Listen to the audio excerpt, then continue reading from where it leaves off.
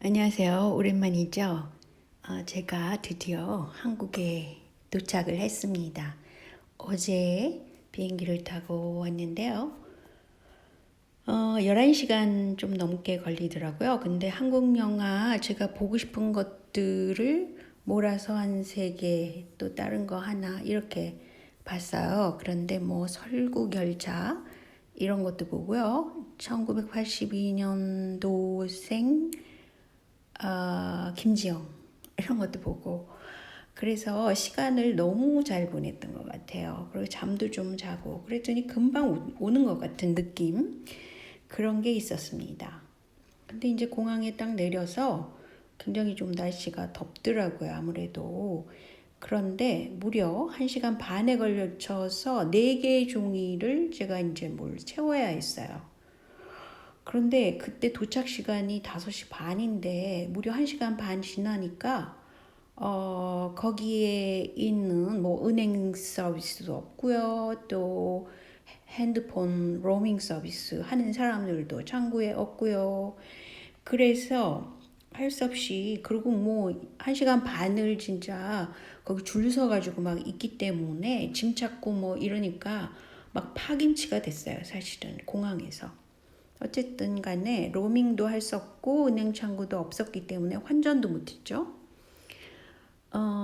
그래가지고 제가 막 걱정이 되는 거예요. 그 다음날 오늘 제가 이제 택시 특별 택시가 있더라고요. 뭐 면역 택시라고 그래가지고 그걸 타고 공항에서도 와야 되고 또 격리된 상태이고 왜냐하면 제가 이제 그 많은 사람들이 맞고 싶어 하는 것을 저는 안 맞고 있기 때문에 어쨌든 간에 그래서 돈도 없고 뭐 핸드폰도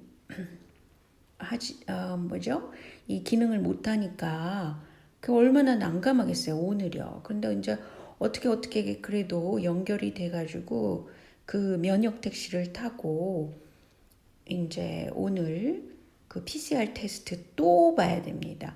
그러니까 캐나다에서 떠나기 전에 PCR 테스트를 했고, 근데 거기 물론 제가 아무런 균이 없다 이렇게 돼 있는데도 여기 한국에 와서 하루 지나면 또 그 테스트를 해야 된대요.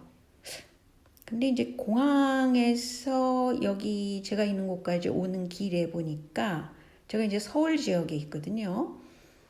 거기 보니까 광고판이 총 4개가 있었어요. 근데 한국 기업은 1개, 효성 기업이 나중에 하나 있고 중국 건설은행 그 광고판이 있고요. 또 칭다오 관광이라는 그 광고판이 있더라고요.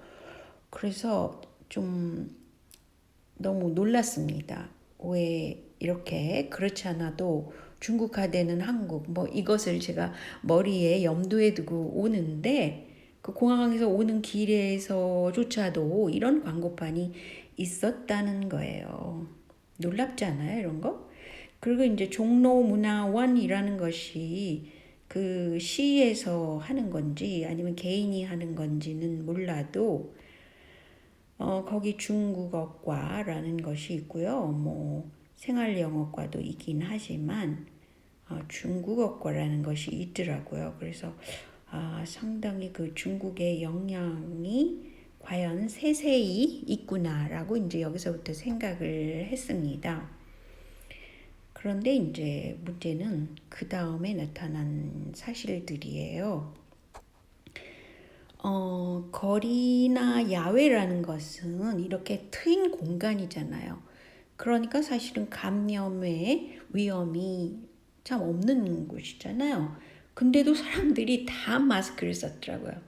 제가 이런 광경은 사실은 그 캐나다 있는 도시에서도 보지 못했던 사실이에요. 왜냐하면 야외나 거리에서는 이 산소를 많이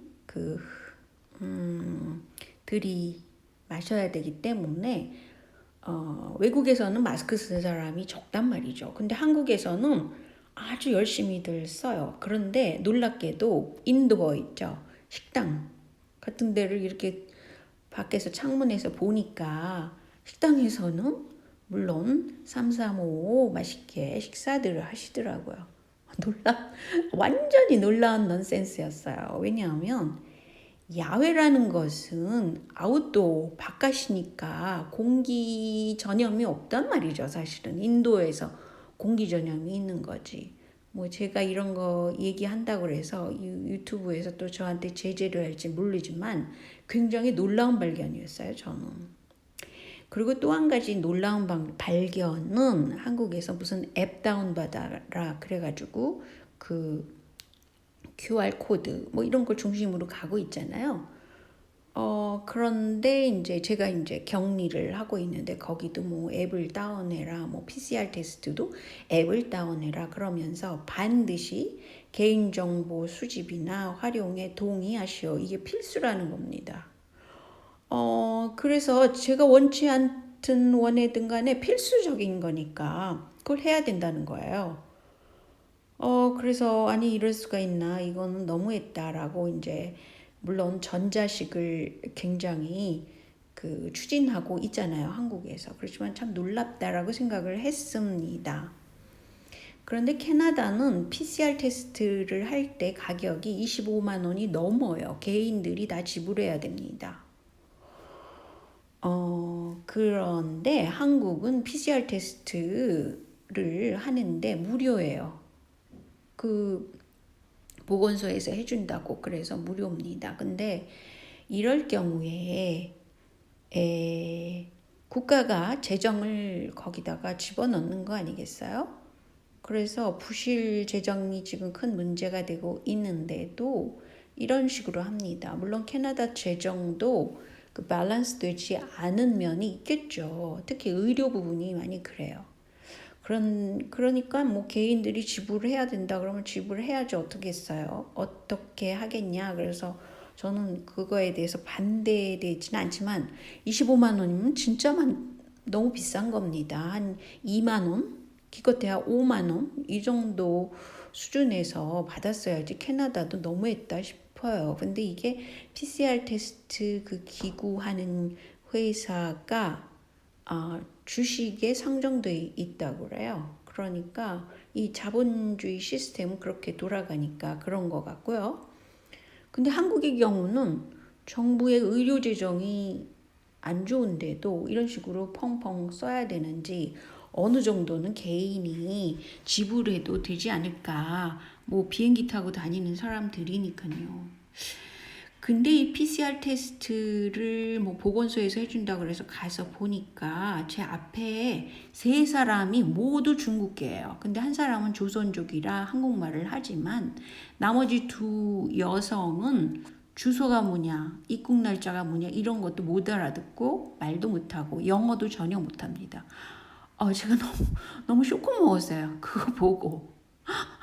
그래서 뭐 조선족이라는 사람은 일하러 왔다고 그러는데 이 중국 여성들의 경우는 좀 상당히 의아하다고 생각해요. 한 분은 나이가 많으신 분이고 그렇지 않은 사람은 젊은 사람인데 각각 그렇게 왔더라고요. 그래서 영어라도 조금 해야 되지 않나. 진짜 커뮤니케이션이 안 돼가지고 그거를 사무 보시는 분이 거의 화가 난 상태였었어요.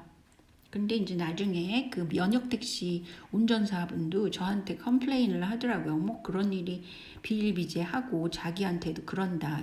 중국어로 막 쌀라거린다. 이렇게 얘기를 하더라고요.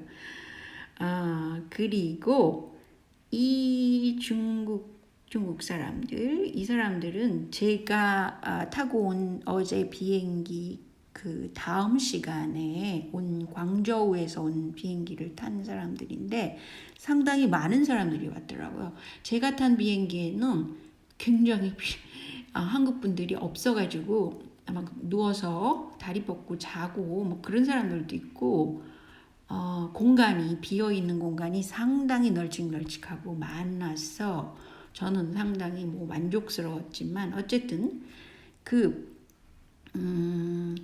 비행기 다음에 도착한 게 광저우에서 오는 비행기인데 뭐 중국 사람들이 한국에 지금 많이 유입되고 있다는 느낌을 받게 됩니다. 지금 상황이 이 변이 바이러스가 또 문제잖아요. 그리고 홍콩하고 가까운 곳인 걸로 알고 있는데 이런 곳에서 그냥 중국 사람들을 그렇게 막 유입시킨단 말이죠.